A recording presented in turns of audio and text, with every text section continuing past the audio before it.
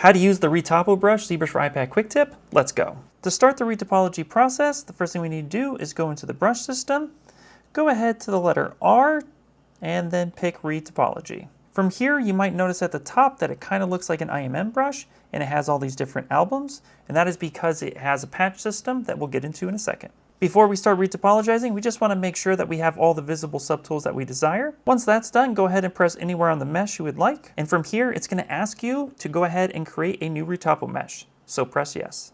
Once that's done, you're going to go into a little bit of a ghost mode.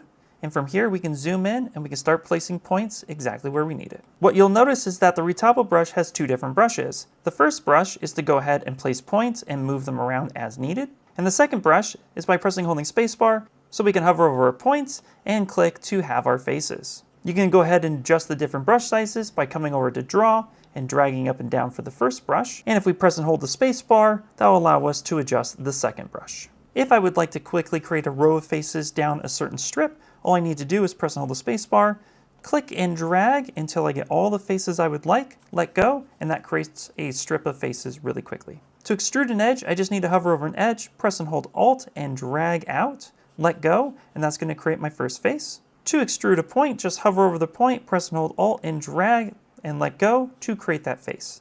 If I would like, I can also press and hold Alt, drag out a point, let go of Alt to create two triangles instead of a quad. And every time I'm extruding an edge or a point, every time it gets close to another vertice, it's going to go ahead and snap to try to create a watertight mesh. If I would like to create edge loops, hover over an edge, press and hold spacebar, and then from there go ahead and drag to the left or right to place that edge loop exactly where you would like. If you would like to create multiple edge loops, hover over that edge, press and hold the spacebar.